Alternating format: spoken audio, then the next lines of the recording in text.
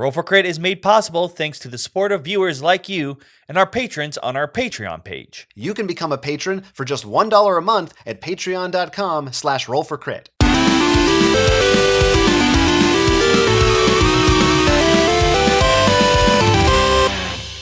In this Roll for Crit digital review, it's time to polish off your arson skills so you can build some beautiful stained glass windows.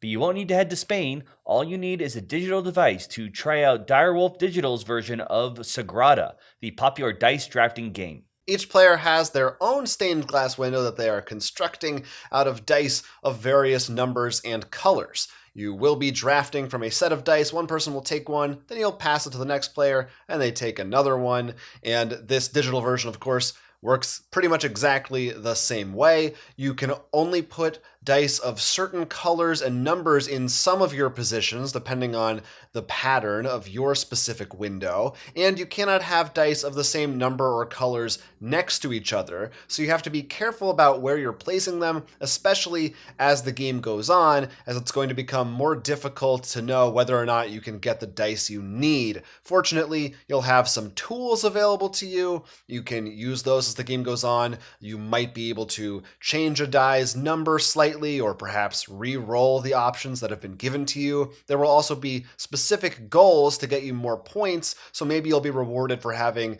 columns with different types of colors in them, or for having more points of a certain color, more of the higher numbers of the red dice, for instance. And once a certain number of rounds has passed, everybody takes a look at their beautiful windows, and you figure out who has the highest score. This is actually the first time that I think that I ever played Sagrada, but I believe you are more familiar with the actual physical version. Yeah, I have that, and I have played the solo version included in that. And what's interesting, because this is a digital version, it sort of has two solo modes. There is the original solo mode from the game, so you can play just like how it was for the board game, but they also have the campaign mode, which is you playing against AI, but I still consider that solo because it's me just playing with my device. I don't have to link up with anyone else. Right, or just non-campaign, like you can just play a game and have 3 AIs also. Right. And I think I liked all of those. I liked the fact that they had all those different modes. The solo mode definitely, to me, seems like if I weren't going to do the campaign, which we can talk about in a second, that is... Personally, I like doing the solo mode better than just playing against AI. I think because for me, I felt, at least when there was more than just one other AI, if you're playing with like 3 other AIs, for instance, I started to get a little fatigued, feeling like, all right, they're all doing their things. Do I need to like scroll over and look and what does this one need and what does that one need? Therefore, which die should I take? I feel like I get more quickly, because they're not real people, it's not as interesting to me. So I liked the solo mode being available here, which is not something I can think of too many other digital versions of games doing, that they actually bring in a different set of rules from the physical version. I was actually impressed because, like I said, if they just had the campaign mode, I would have been like, well, there's a solo mode in here. Something for me to do if I don't have friends around. The fact that they included both lets you, if you're a fan of the solo mode from the original base, it's there. If you just want to do the campaign mode, you can do that. And I guess let's go on to that. I like the campaign mode a lot because one has a little bit of a grading system of stars. It's not too advanced. They probably could have done more, but it's enough.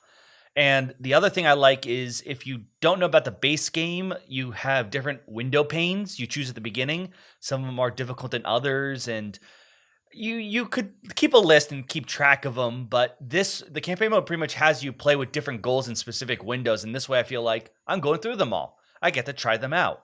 So to me, it's an easier way to try out different combinations without you manually, going through like, okay, I've done these tools with these patterns.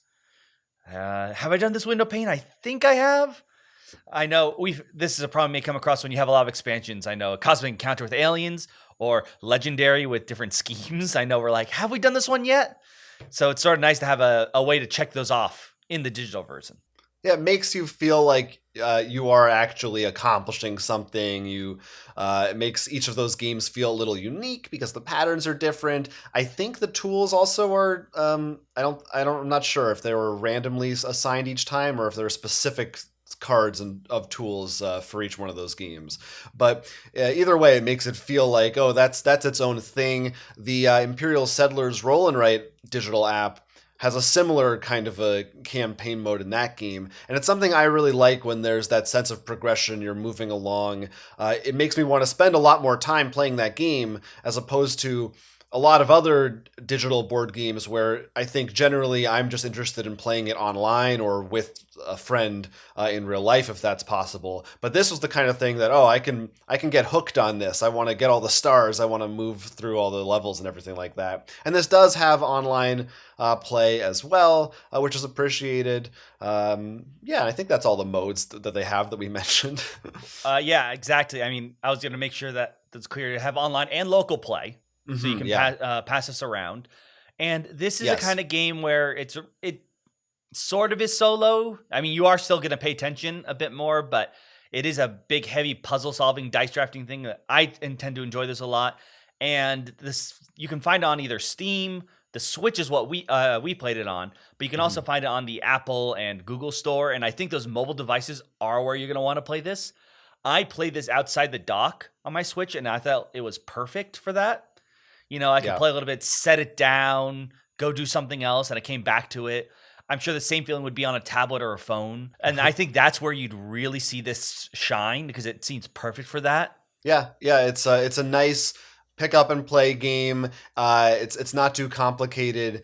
And what I really liked about the digital version, having not experienced the physical version, but I feel like this is something that I would run into, is because it tells you and shows you exactly which dice can go where. It's very easy to know when you're playing, oh, this die can go into that spot. None of these let me select them, so I don't even have to look at those dice. And you can't make any mistakes and realize 2 turns later, oh, that 3 shouldn't have been there. I have 2 3s next to each other. That doesn't make sense.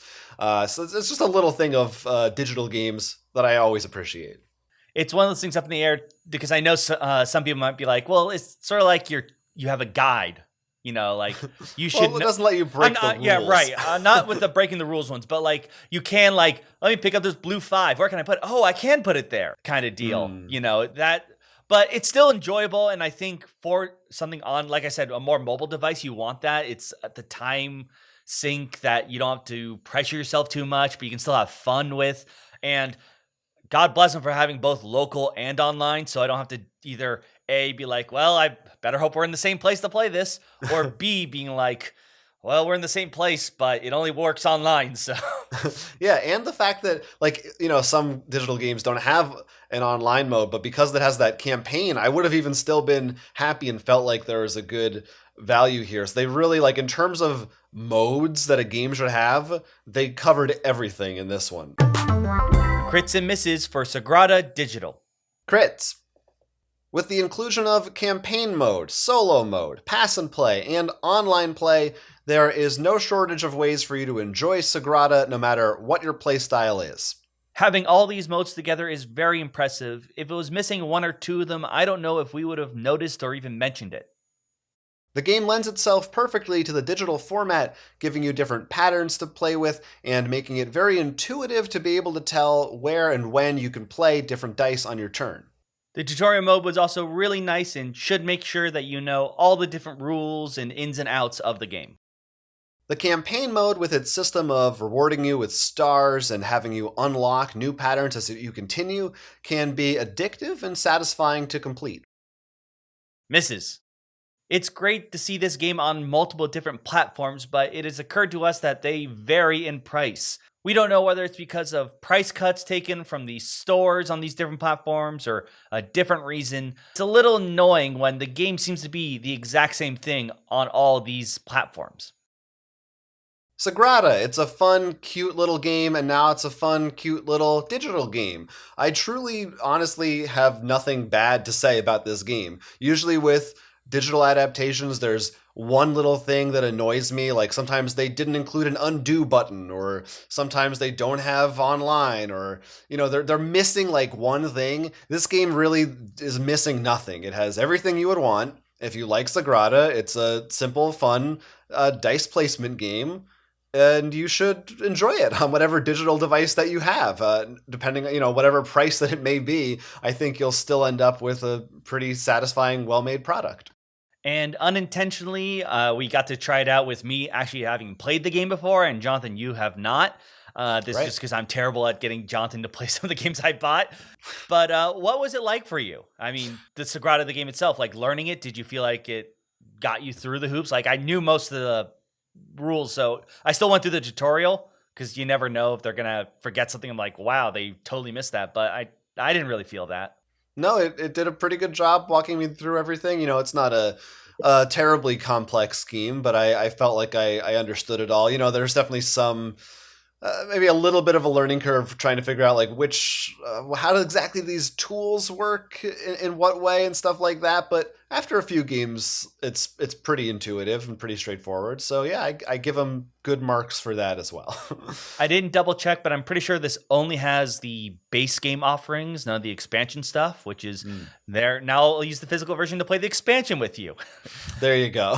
But let us know if you've purchased Sagrada digitally and on which platform, whether the price mattered for you or not. Like, did you actually switch because it was more expensive on one versus the other? You can let us know in those comments down below. Yeah. Until next time, I'm Jonathan. I'm Will. This was Roll for Crit. We would love it if you liked and subscribed to this channel and supported us on Patreon as well. If you choose to support us, turn to page 25.